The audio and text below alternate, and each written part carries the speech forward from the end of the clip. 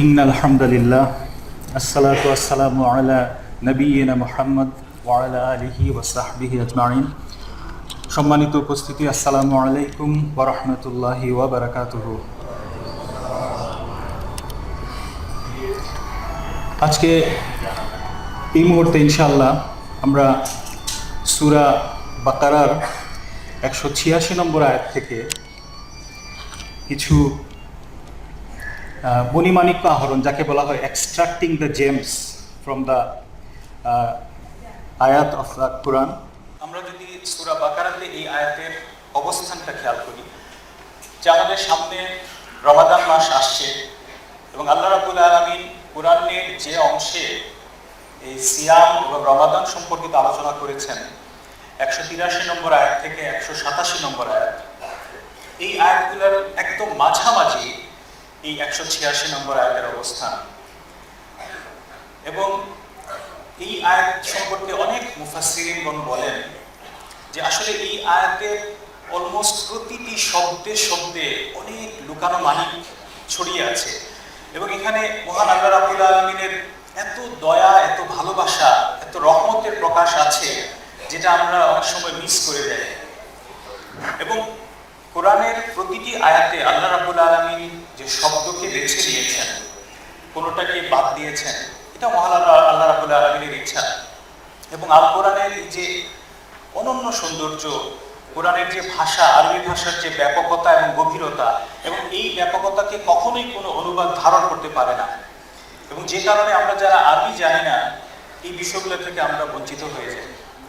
আবার আরবি যারা জানেন, তারা এই বিষয়গুলোতে এত বেশি বিষয়ে অভিভূত হন। আসলে এই সব কিছুর এক্সাম্পল হিসাবে আজকের এই আয়াতটাকে পেশ করা, এবং কোরআনুল কারীমের কোনো আয়াতই এই বৈশিষ্ট্য থেকে বাকি নয়, প্রত্যেকটি আয়াতে এইরকম বিষয় আছে। তো আমরা শুরু করি। মহান আল্লাহ রাব্বুল আলামিনের কাছে তৌফিক প্রার্থনা করছি। ওয়ামা তাওফীকি ইল্লা বিল্লাহ আলাইহি তাওয়াক্কালতু ওয়া ইলাইহি উনীব। রাব্বি ইশরাহ লি সাদরি ওয়া ইয়াসসির লি আমরি ওয়াহলুল উকদাতাম মিন লিসানি ইয়াফকাহু কাওলি। তাহলে এই আয়াতে আল্লাহ বলছেন, আউযু বিল্লাহি মিনাশ শাইতানির وَإِذَا سَأَلَكَ عِبَادِي عَنِّي فَإِنِّي قَرِيبٌ أُجِيبُ دَعْوَةَ الدَّاعِ إِذَا دَعَانِ فَلْيَسْتَجِيبُوا لِي وَلْيُؤْمِنُوا بِي لَعَلَّهُمْ يَرْشُدُونَ। তাহলে এই আয়াতের একটা অনুবাদ আমরা এরকম বলতে পারি যে যখন আমার বান্দারা আমার সম্পর্কে তোমাকে জিজ্ঞেস করে, তখন আমি নিঃসন্দেহে অতি নিকটে আছি। আমি প্রার্থনাকারীর প্রার্থনার জবাব দিই যখনই সে আমাকে আহ্বান করে।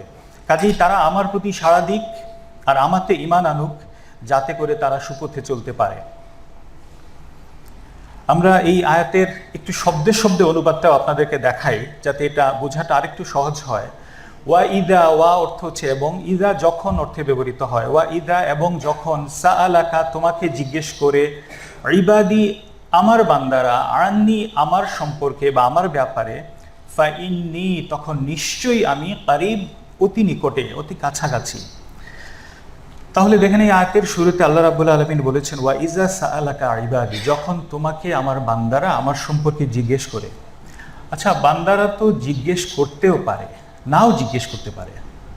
আল্লাহ রাব্বুল আলামিন এখানে ব্যবহার করেছেন যে শব্দটা শুরুতেই, সেটা হচ্ছে ইদা। ইজা সাধারণত শাব্দিক অর্থ হিসেবে যখন, যখন হিসাবে এটা ব্যবহৃত হয়। আল্লাহ কিন্তু বলতে পারতেন যে ওয়া ইন সাআলাকা ইবাদি, যদি আমার বান্দারা প্রশ্ন করে। তাহলে আল্লাহ কিন্তু ইন বলেন নাই, অথবা আরবিতে আরেকটা শব্দ ব্যবহৃত হয় যদি হিসাবে লাও। এখানে আসতে পারতো আয়াতে ওয়ালাও সাআলাকা ইবাদি, যে যদি আমার বান্দারা আমাকে জিজ্ঞেস করে। আল্লাহ কিন্তু তা বলেন নাই, আল্লাহ বলেছেন যখন আমার বান্দারা আমার সম্পর্কে জিজ্ঞেস করে। তাহলে আমরা প্রথমেই একটু দেখি যখন এবং যদি এর মধ্যে পার্থক্যটা কি। যখন দেখেন আমরা একটা কথোপকথন খেয়াল করি, দুইজনের মধ্যে কথা হচ্ছে। একজন বলছে যে তুমি কি বাইরে বের হবে? তো সে উত্তর দিচ্ছে সম্ভবত, যদি আমি বের হই তাহলে আমি বের হওয়ার আগে জানলাটা বন্ধ করে যাব। তাহলে দেখেন যদি শব্দটার মধ্যে কিন্তু একটা অনিশ্চয়তা আছে, এটা হতেও পারে নাও হতে পারে, কোনো নিশ্চয়তা নেই। কিন্তু যদি এরকম হয় কথোপকথনটা, তুমি কি বাইরে বের হবে, তার উত্তরটা হচ্ছে হ্যাঁ আমি বাইরে বের হব, যখন বের হব তখন জানলাটা বন্ধ করে যাব। তাহলে দেখেন এই যখনের মধ্যে কিন্তু একটা নিশ্চয়তা আছে, যে এর ভিতরে একটা সার্টিনিটি আছে। তার মানে কি, দেখেন আল্লাহ জানেন তার বান্দারা তার সম্পর্কে জিজ্ঞেস করবে, এবং এই ইজা বা যখনের মধ্যে দেখেন আরও কত কিছু আছে। একজন মা, তার সন্তান দেশের বাইরে গিয়েছে অথবা সন্তান যুদ্ধে গিয়েছে, একজন মা কি কখনো বলবেন যে যদি আমার সন্তান ফিরে আসে? এটা কিন্তু বলবেন না। মা সব সময় অপেক্ষায় থাকবেন যে কখন আমার ছেলেটা ফিরে আসবে। বিদেশে আছে সন্তান, মা এখানে আচার তৈরি করে রাখছেন, উল দিয়ে সোয়েটার বনে রাখছেন এবং অপেক্ষায় আছেন যখন আমার ছেলেটা ফিরে আসবে।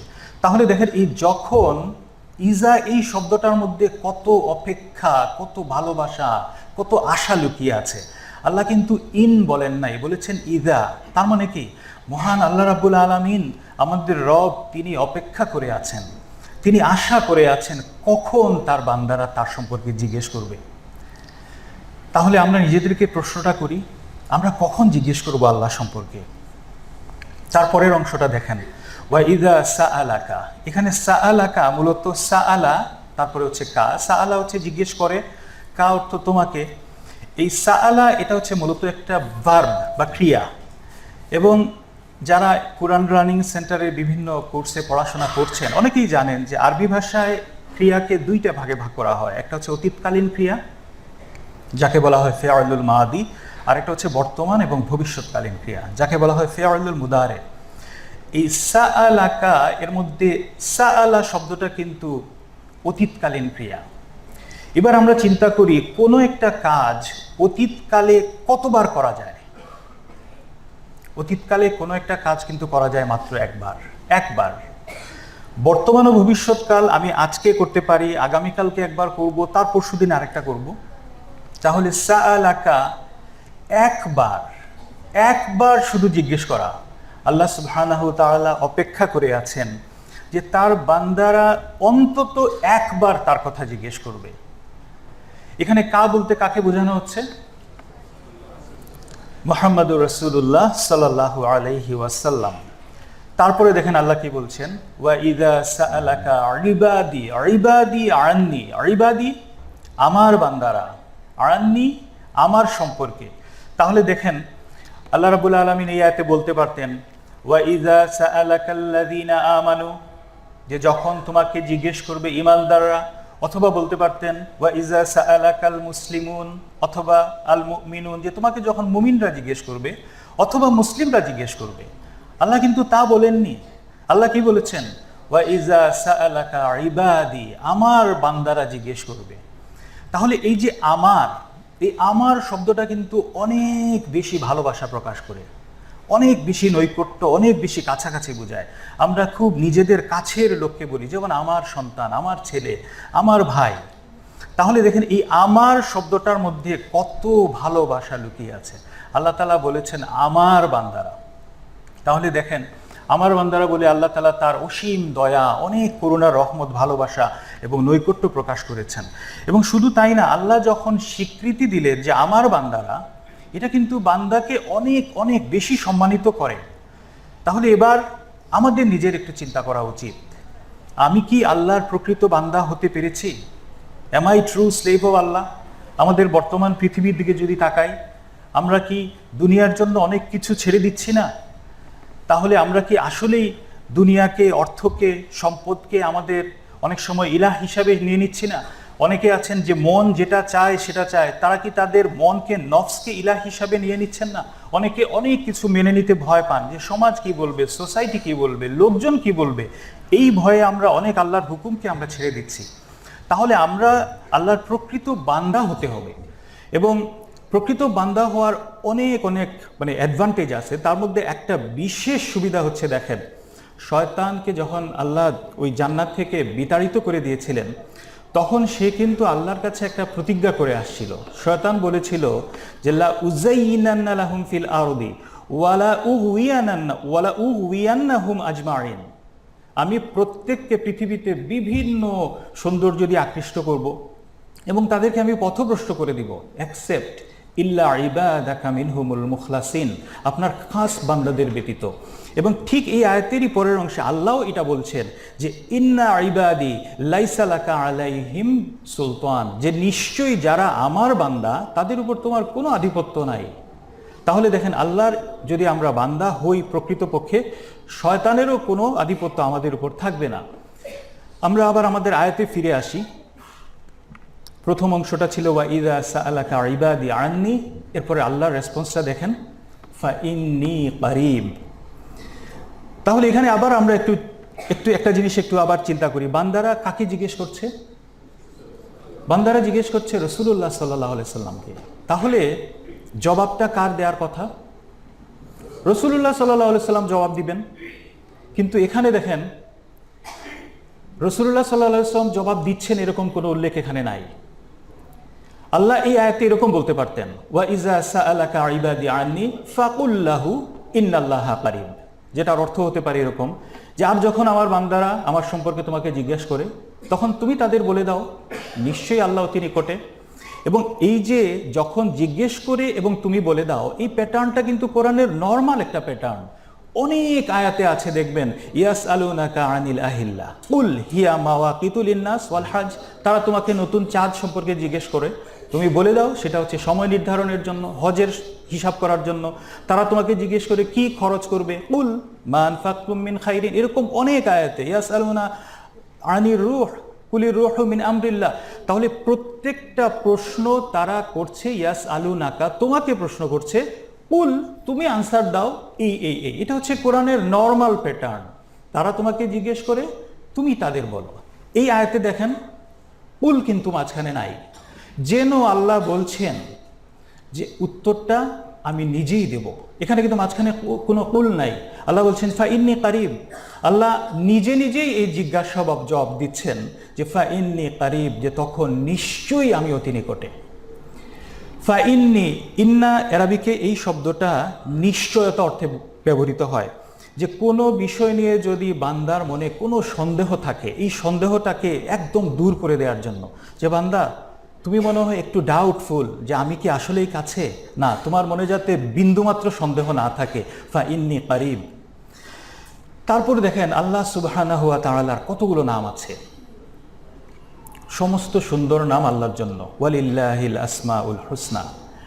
এই আয়াতে বান্দারা রাসূলুল্লাহ সাল্লাল্লাহু আলাইহি সাল্লামের কাছে আল্লাহ সম্পর্কে জানতে চেয়েছে। আল্লাহ বলতে পারতেন ফা ইন্নী রাহিম অথবা ফা ইন্নী রহমান। আল্লাহর কত নাম আছে, কিন্তু এখানে আল্লাহ কি বললেন? কারিব, কাছে। কেন কাছে? আবার এই কারিব কিন্তু আমরা কোরআনের আরো অনেক সূরাতে আমরা পাই। যেমন দেখেন সূরা হুদ, সালেহ আলাইহিস সালাম তার কওমকে যখন দাওয়াত দিচ্ছিলেন, সেখানেও তিনি বলেছেন ইন্না রাব্বি কারিবুম মুজিব, নিশ্চয়ই আমার রব নিকটে এবং তিনি কি করেন? জবাব দেন। তারপরে সূরা হাদিদ, এখানে আমরা দেখছি আল্লাহ বলছেন ওয়াহুয়া মাআকুম আইনামা কুনতুম, তিনি তোমাদের সাথে আছেন যেখানেই তোমরা থাকো। এবং সূরা কাফ, এখানে তো আরো স্পেসিফিক, আরো কঠিন ভাষায় আল্লাহ বলছেন ওয়ালাকাদ খালাকনাল ইনসানা ওয়া না'লামু মা তুওয়াসবিসু বিহি নাফসুহু ওয়া নাহনু আকরাবু ইলাইহি মিন হাবলিল ওয়ারিদ। ডাক্তাররা জানেন, মেডিকেল স্টুডেন্টরা জানেন, যেখানে নেকে একটা ভেইন আছে, এটা হচ্ছে জুগুলার ভেইন। আল্লাহ বলছেন যে আমি এই জুগুলার ভেইনের থেকেও তোমাদের অধিক নিকটবর্তী। আল্লাহ বলছেন যে আমরা নিশ্চয়ই মানুষকে সৃষ্টি করেছি এবং আমরা জানি তার অন্তর তাকে কি মন্ত্রণা দেয়, আর আমরা তার গ্রীবাস্থিত ধমনী অপেক্ষাও অধিক নিকটবর্তী। আল্লাহ এত কাছে। তাহলে আবার আমরা একটু দেখি কেন আল্লাহ বললেন কাছে। আল্লাহ কাছে আমরা একটা এক্সাম্পল হিসাবে দেখি। মনে করেন আমি খুব তুচ্ছ বা খুব ছোট সামান্য একটা খারাপ কাজ করতে যাচ্ছি, অথবা একটা খারাপ কথা বলতে যাচ্ছি। এই সময় কেউ একজন বলল এই আব্বা আসছেন, তখন আমাদের কি অবস্থা হবে? সাথে সাথে কিন্তু আমরা একদম ভালো হয়ে যাব, একদম ভালো হয়ে যাব। পরীক্ষার হলে দেখবেন পরীক্ষা চলছে, টিচার যখন দূরে তখন ফিসফাস, এদিকে তাকানো, ওদিকে কথা বলা, এটা দেখা ওটা। কিন্তু যেই টিচার কাছে আসলেন তখন কি একদম সবাই ঠান্ডা, একদম চুপ, একদম ভালো। তাহলে দেখেন সিম্পল একটা বিষয়, অফিসেও এরকম হয়। যখন বস কাছে নাই, আমার সামনে বা আমার মোবাইলে হোয়াটসঅ্যাপ, ভাইবার, কম্পিউটারের স্ক্রিনে হচ্ছে ফেসবুক, যেই বস কাছে আসলেন এক্সেল ওয়ার্ড স্প্রেডশিট। তাহলে চিন্তা করেন, কাছে যখন সিনিয়র বা বড় কেউ থাকে তখন কিন্তু আমাদের আচরণ কি হয়, পাল্টে যায়। তাহলে যখন আপনি জানবেন বা আমি জানবো যে আমার বড় কেউ আমার কাছে আছেন, তখন আমরা কি করি, ভিন্ন আচরণ করি, ভালো আচরণ করি। যখন আপনি জানবেন যে মহান আল্লাহ রাব্বুল আলামিন আপনার কাছে আছেন, তখন আপনি সারা জীবন ভিন্ন আচরণ করবেন, সারা জীবন ভালো আচরণ করবেন। এই বিষয়টা কি জানেন? এই বিষয়টারই আরেকটা নাম হচ্ছে তাকওয়া। তাকওয়ার এটা হচ্ছে একটা ফর্ম। আমরা এই আয়াতগুলো যেখানে আছে তার যদি আবার প্রথম দিকে যাই, যেখানে আল্লাহ তাআলা সিয়াম কেন আমাদের উপর ফরজ করেছিলেন, সেখানে আল্লাহ বলছেন যে সিয়াম ফরজ করা হয়েছে এই জন্য লাআল্লাকুম তাত্তাকুন। তাহলে দেখেন, এটা হচ্ছে তাকওয়ার একটা ফর্ম। আবার দেখেন, আমরা আল্লাহকে কাছে এটা জেনে আমরা কিন্তু একটু ভীত হয়ে গেলাম। আসলে পুরো বিষয়টা কিন্তু ভীত হওয়ার না। আল্লাহ কাছে আছেন এটা অনেক আনন্দেরও। আল্লাহ রসুল কি বলেছিলেন তার সঙ্গীকে, লা তাহজান ইন্নাল্লাহা মাআনা, যে তুমি বিষণ্ণ হয়ো না, তুমি দুঃখিত হয়ো না। কেন? আল্লাহ আমাদের কাছে আছেন। তাহলে আল্লাহ রাব্বুল আলামিন আমাদের কাছে, এটা একদিকে যেমন আমাদেরকে আল্লাহ ভীতি তাকওয়া তৈরি করে, আবার অন্যদিকে এটা আমাদের জন্য একটা বিরাট বড় সুযোগ। আল্লাহর পক্ষ থেকে আমাদের জন্য বিরাট বড় একটা নিয়ামত, বিরাট বড় একটা পুরস্কার। বিশেষ করে আমরা যদি এটা চিন্তা করি, আমি কারোর সাথে কথা বলতে চাই, তিনি যদি আমার কাছে থাকেন তাহলে কথা বলাটা সহজ, না যদি অনেক দূরে থাকেন তাকে কথা বলা সহজ? কাছে থাকলে আল্লাহ রাব্বুল আলামিন বলছেন, বান্দা আমি তোমার একদম কাছে আছি। আল্লাহ রাব্বুল আলামিন আমাদের কাছে আছেন। তারপরে দেখেন, এই কারিব, এটার কাছাকাছি আরো কিছু শব্দ আছে, একই রুট থেকে উৎপত্তি। যেমন যিল কুরবা অথবা আকরাবিন, তাদেরকে বলা হয় তাদেরকে যে নিকট আত্মীয়, কাছের আত্মীয় যারা আছেন তাদেরকে বলা হয় এই যে যিল কুরবা বা আকরাবিন। এই আকরাবিন যারা, আজকে যদি আমরা চিন্তা করি, আমার মা বাবা সন্তান স্ত্রী পুত্র কন্যা, তারা হচ্ছে আমাদের এখন কাছে আছেন। তারা কি সারা জীবন কাছে থাকবেন? সারা জীবন কাছে থাকবেন না। এমনকি এমন এক দিন আসবে যখন ওই যে সবাই তার বাবা থেকে, মা থেকে, স্ত্রী সন্তান থেকে পালাতে থাকবে, অথচ আল্লাহ রাব্বুল আলামিন তিনি এখন আছেন, সব সময় থাকবেন। আল্লাহ আমাদের এখনো আছেন, সব সময় থাকবেন। তারপরে দেখেন, আল্লাহ তার প্রার্থনাকারীর জবাব দেন। আমরা আয়াতের পরের অংশে আসি, উজিবু দাওয়াতাদ দাঈ ইজা দাআন ফালইস্তাজিবু লি ওয়াল ইউমিনু বি লাআল্লাহুম ইয়ারশুদুন, যে আমি প্রার্থনাকারীর প্রার্থনার জবাব দিই যখন সে আমাকে আহ্বান করে বা ডাকে। কাজেই তারা আমার প্রতি সাড়া দিক এবং আমাকে ঈমান আনুক, যাতে তারা সুপথে চলতে পারে। এখানেও আমরা শাব্দিক অর্থগুলো একটু দেখে নেই। উজিবু অর্থ হচ্ছে আমি জবাব দেই, দাওয়া হচ্ছে দোয়া, দাঁড়ি হচ্ছে দোয়াকারীর, ইজা দাঁড়ান যখন সে প্রার্থনা করে বা যখন সে দোয়া করে। এখানে দেখেন আল্লাহ এই আয়াতে বলছেন যে উজিবু। তাহলে উজিবু হচ্ছে জবাব দেয়া, সাড়া দেয়া। আরবিতে এই জবাব দেয়া বা সাড়া দেয়ার দুইটা আমরা আরবিক শব্দ পাই, একটা হচ্ছে আজাবা আর একটা হচ্ছে ইস্তাজাবা। আসলে যারা গ্রামার জানেন তাদের জন্য সহজ, যারা জানেন না তাদের জন্য সহজ করে বলছি, এই দুইটার অর্থের মধ্যে একটু পার্থক্য আছে। আজাবা এটা হচ্ছে গিয়ে সাড়া দেয়া, দ্রুত সাড়া দেয়া এবং নিশ্চিতভাবে সাড়া দেয়া। আর ইস্তাজাবা হচ্ছে ধীরে ধীরে সাড়া দেয়া, সাড়া দেওয়ার চেষ্টা করা। আল্লাহ কিন্তু এখানে বলছেন উজিবু, তার মানে কি আমি জবাব দেই এবং আমি দ্রুত জবাব দিই, আমি দ্রুততার সাথে জবাব দিই। এবং এখানেও দেখেন একটু ভার্বের একটা কারুকাজ আছে। উজিবু এটা কিন্তু ফেআলুল মুদারে, মানে হচ্ছে বর্তমান এবং ভবিষ্যৎকালীন ক্রিয়া। তার মানে আল্লাহ বলছেন আমি জবাব দেই এবং আমি জবাব দেব। এবং যেহেতু এটা আজাবা, তার মানে কি আল্লাহ দ্রুততার সাথে জবাব দেন, সাথে সাথে জবাব দেন। দাওয়াতা দাঁড়ি, তাহলে দাওয়া, এখানেও দেখেন একটা এই দাওয়াতা এই শব্দটার মধ্যে একটা শেষে একটা ছোট গোলতা আছে। এই গোলতা আরবি গ্রামারের ভাষায় বলা হয় তা ও মারবুতা, মানে এটা হচ্ছে গিয়ে এক বচন বোঝায়। কোনো কিছু যদি শেষে একটা গোলতা থাকে, এটা হচ্ছে স্ত্রীবাচকের একটা চিহ্ন এবং হচ্ছে একবার বোঝায়। তাহলে দাওয়াতান বা দাওয়াতুন, এখানে দোয়াটা হচ্ছে মাত্র একবার।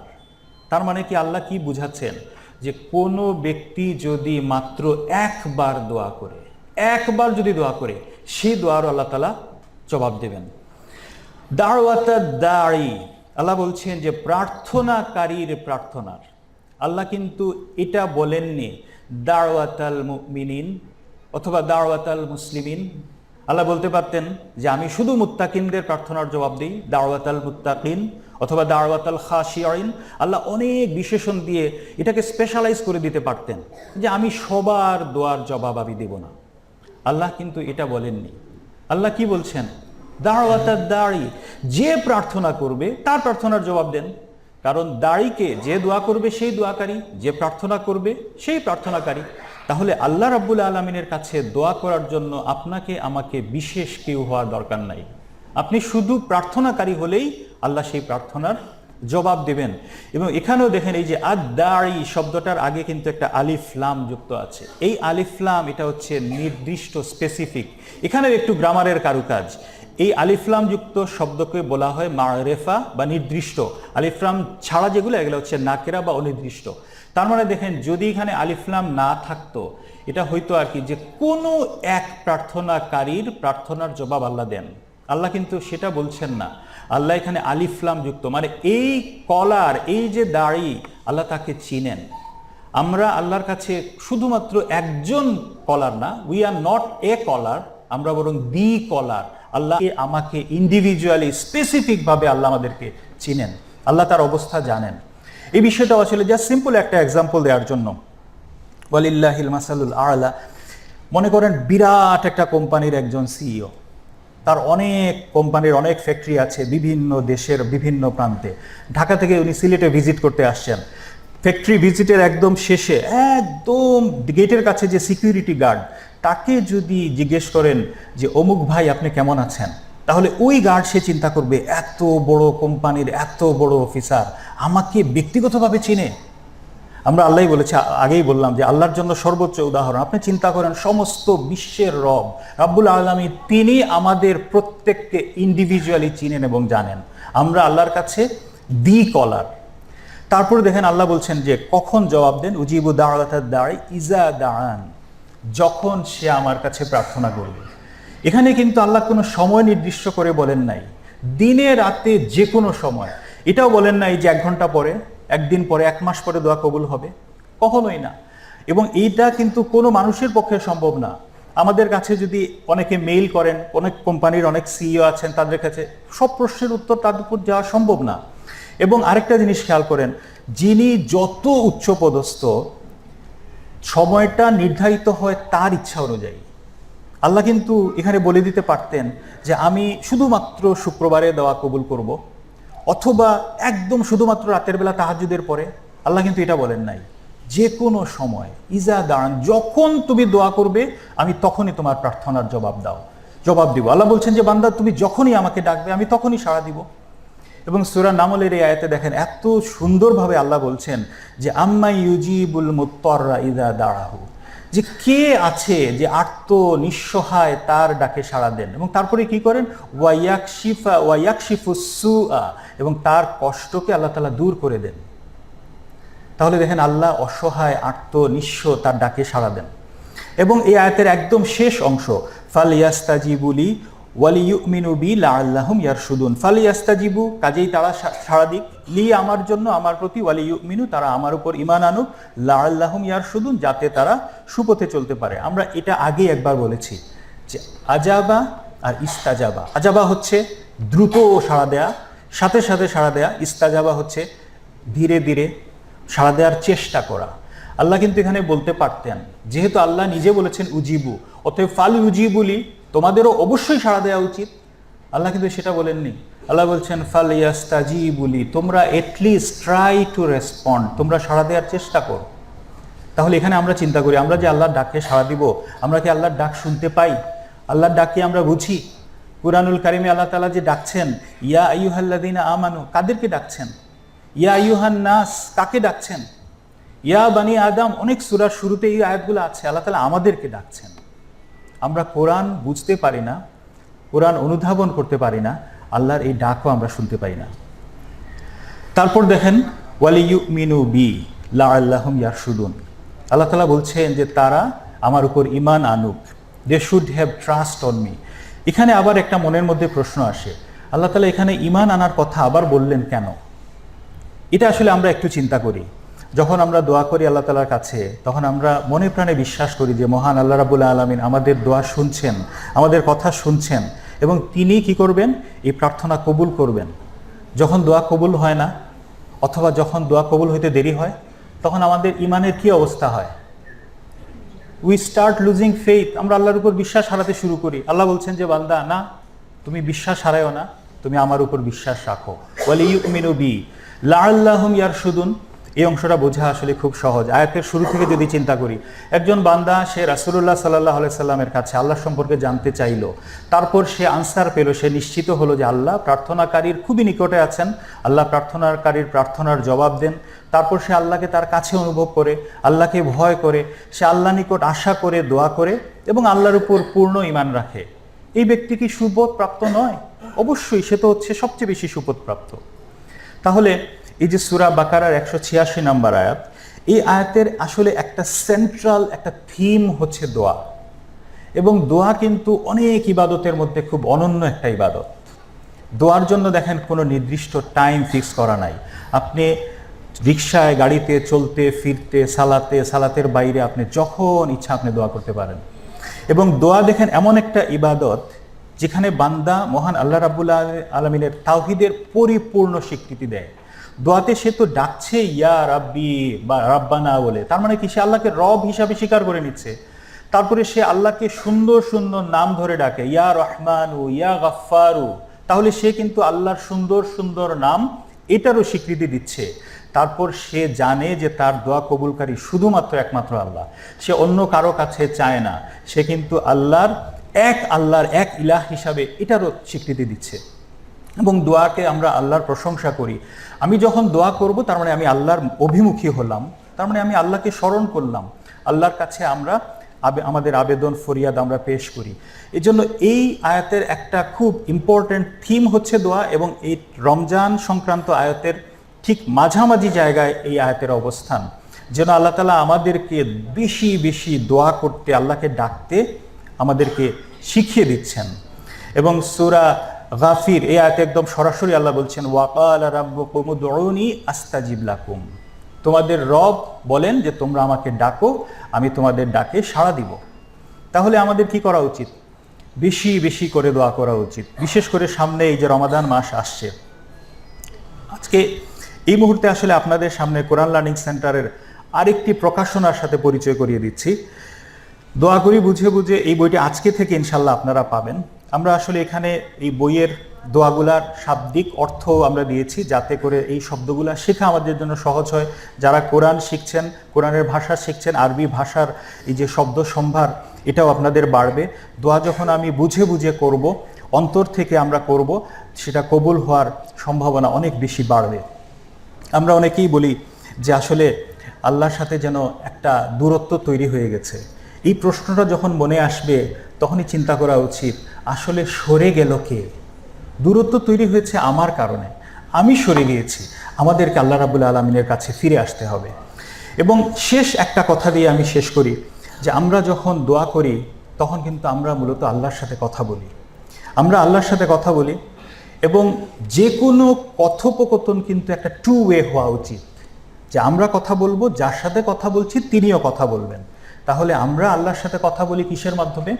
দোয়ার মাধ্যমে। আমরা ডাকি, হে আল্লাহ, আমি বিপদগ্রস্ত, আল্লাহ আমাকে সাহায্য করো, আল্লাহ আমি নিঃস্ব, আমার এই প্রয়োজন পূরণ করে দাও। তাহলে আমরা আল্লাহর সাথে কথা বলি দোয়ার মাধ্যমে। আল্লাহ আমাদের সাথে কথা বলেন কিভাবে? আল্লাহ আমাদের সাথে কথা বলেন কোরআনের মাধ্যমে। কোরআনের কথা, আল্লাহর কথা। তাহলে আমরা যদি আল্লাহর সাথে কথোপকথন করতে চাই, এই দুইটা কিন্তু একটা কম্বিনেশন হওয়া দরকার। আজকে বিশেষ করে এই যে সামনে মাহে রমাদান আসছে, মাহে রমদানে মূলত এটাকে কোরআন নাজিলের মাস, কোরআনের মাস, কোরআনের সাথে সম্পর্ক গড়ার মাস। একজন স্কলার খুব মজার একটা কথা বলেছিলেন, যে আমরা এখন দেখেন সবাই আমরা এই যে মেসেঞ্জার, ফেসবুক, ভাইবার, হোয়াটসঅ্যাপ এগুলো আমরা ইউজ করি। আমরা একটু পরপর যদি চেক করি, দেখব আমাদের কোনো এক ফ্রেন্ড, সে হচ্ছে he was online few minutes back. ভাইবারে চেক করেন, অনলাইন 2 সেকেন্ডস ব্যাক, অথবা অনলাইন ইয়েস্টারডে। এবং আমাকে কিন্তু আমার ফ্রেন্ডরা দেখছে যে he was online 2 minutes back, 1 day back, 2 days back. আর কোরআনের সাথে খালি হিসাবটা করেন, অনলাইন 2 সেকেন্ডস ব্যাক, অথবা অনলাইন ইয়েস্টারডে। এবং আমার নিজেকে আমাকে কিন্তু আমার ফ্রেন্ডরা দেখছে যে he was online 2 minutes back, 1 day back, 2 days back. আর কোরআনের সাথে খালি হিসাবটা করেন, অনলাইন লাস্ট রমাদান, গত 1 বছর আর আমাদের এই কোরআনের সাথে সম্পর্ক নাই। এখন এই রমাদান হচ্ছে কোরআনের সাথে সম্পর্কটাকে বিল্ড আপ করার সময়। আমরা এই রমাদান মাসে যে কোরআনের সাথে সম্পর্ক করার যে সুযোগ, এটা আমরা হারিয়ে ফেলতে চাই না। আমরা চাইব কোরআনের সাথে সম্পর্ক এই আগামী রমাদানে আরও প্রগাঢ় হোক। আল্লাহ তাআলার কাছে আমরা বেশি বেশি করে বুঝে বুঝে দোয়া চাইব এবং কোরআন তেলাওয়াতের সাথে আল্লাহর কথাগুলো শুনবো এবং সেই অনুযায়ী সাড়া দিব। আল্লাহ রাব্বুল আলামিন আমাদের সবাইকে কবুল করুন। আসসালামু আলাইকুম রহমতুল্লাহ।